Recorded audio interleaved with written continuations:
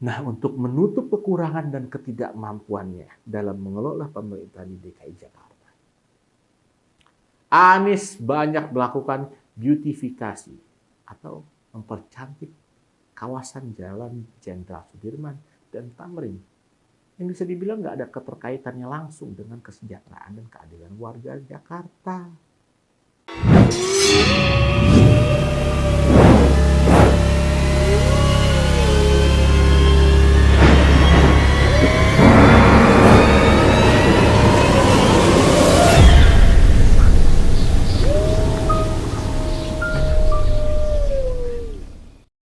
Halo, selamat.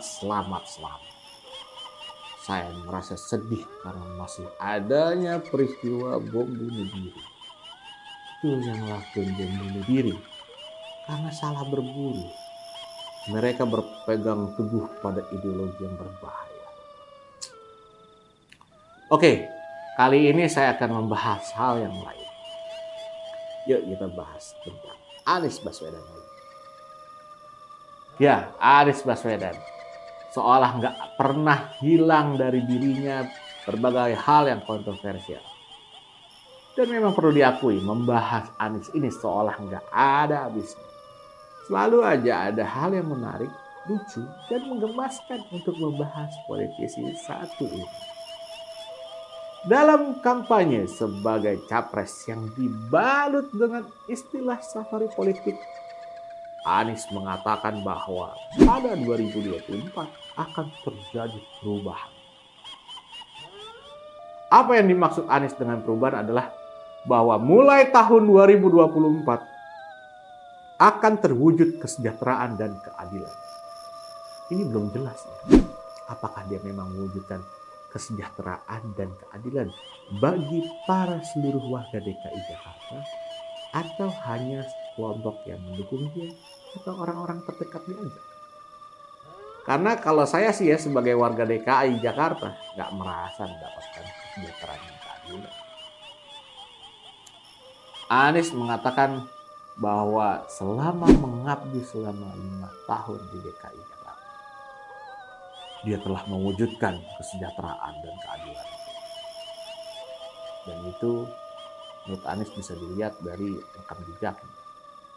Oke, kalau kita mau lihat rekam jejak Anies selama 5 tahun di DKI Jakarta, apakah benar penilaian tersebut secara objektif atau hanya dari perspektif dirinya sendiri? Untuk itulah perlu dibahas di sini. Nah, untuk mengukur kesejahteraan dan keadilan yang diklaim oleh Anies, kita akan coba bahas dari 2 hal atau 2 sudut pandang, yaitu dari sudut pandang kemiskinan dan ketimpangan. Ada data-data yang bisa dijadikan sebagai bahan referensi yang terkait erat dengan DKI Jakarta tentunya. Jumlah penduduk DKI Jakarta tahun 2021 adalah sekitar 10,6 juta jiwa. Jumlah ini lebih sedikit dibanding dengan Jawa Tengah sekitar 36,5 juta jiwa. Jumlah APBD di tahun 2022 sebesar 82,47 triliun rupiah. Nah, bandingkan dengan Jawa Tengah hanya 25,6 triliun rupiah. Status pemerintahannya otonom. Putaran uangnya secara nasional 70-80% berada di DKI Jakarta. Belum lagi ketersediaan infrastruktur yang paling lengkap di Indonesia. Bayangkan begitu banyak kemudahan dan kelebihan-kelebihan yang ada dan dimiliki oleh Jakarta. Fakta menarik yang ada ya mengenai kemiskinan. Saat Anies dilantik menjadi Gubernur DKI Jakarta tahun 2017. Berdasarkan data dari BPS, angka kemiskinan di DKI Jakarta adalah 3,78%. Ketika Anies lengser di tahun 2022, angka kemiskinan malah meningkat menjadi 4,69%. Atau penduduk miskin bertambah 108.000 orang. Ini adalah angka kemiskinan tertinggi selama 10 tahun terakhir.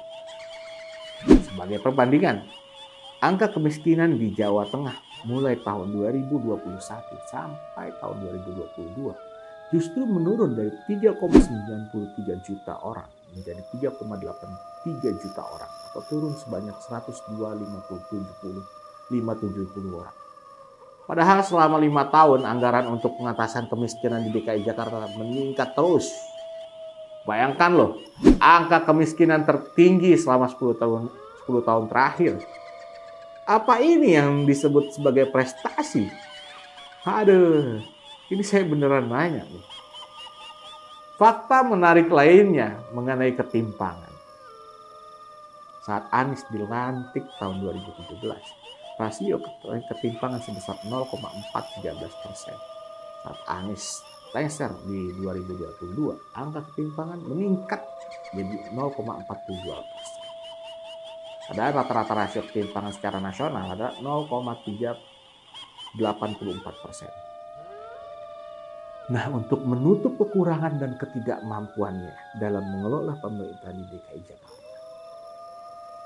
Anies banyak melakukan beautifikasi atau mempercantik kawasan Jalan Jenderal Sudirman dan Tamrin, yang bisa dibilang nggak ada keterkaitannya langsung dengan kesejahteraan dan keadilan warga Jakarta. Warga Jakarta secara nggak langsung dipaksa untuk mengakui dan menikmati percantikan kawasan Jenderal Sudirman dan Tamrin, seolah-olah Jakarta itu ya cuma ada 2 kawasan itu aja. Lucu nggak sih jadinya? Pengeri. Belum lagi soal prestasinya yang bisa dibilang out of the brain, bukan out of the box. Apa itu? Ya seperti ngubah nama jalan, nama rumah sakit, juga hibah besar-besaran kepada ormas-ormas yang bisa dibilang nggak terlalu berkorelasi dengan 2 hal di atas. Apalagi ormas-ormas ini nggak jelas juga kontribusinya ke warga DKI Jakarta. Apakah memang dirasakan secara langsung oleh warga Jakarta atau hanya internal mereka aja? Kita nggak tahu juga.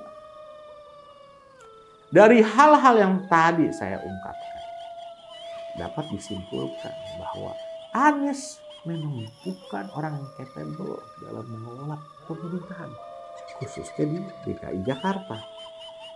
Ya meski begitu, banyak kemudahan dan kelebihan yang dimiliki di DKI Jakarta. Dengan kegagalan dan ketidakmampuannya dalam mengurus DKI Jakarta, terus mau nekat ngurus Indonesia yang jelas lebih besar, lebih luas, dan beragama. Oke lah, kita tahu bahwa semua bisa melakukan manuver apa aja. Dan itu biasa dalam perpolitikan. Di Indonesia, horornya politik tuh ya kayak gini.